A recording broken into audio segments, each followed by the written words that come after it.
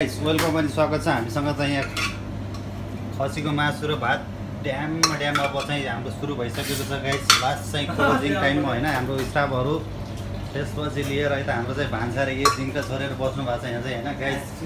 I am Suju Majhi, I am Umesh Khadka, kitchen helper होइन, उहाँ चाहिँ सेफ हुनुहुन्छ तर अब भन्न अलि लजाउनुहुन्छ त्यही भएर गाइस होइन।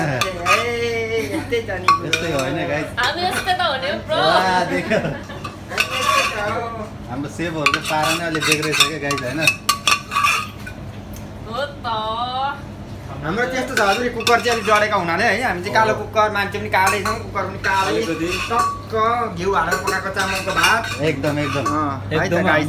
सेतो हात चाहिँ हालेर अलिक केही खानु मन पराउने यतातिर हाम्रो सम्पर्क गर्नु न ल गाइज। सम्पर्क नम्बर 9847 बुढो ड्राइभर बुढी खाना रेडियो हजरै दिन्छन् केटाहरू त यार।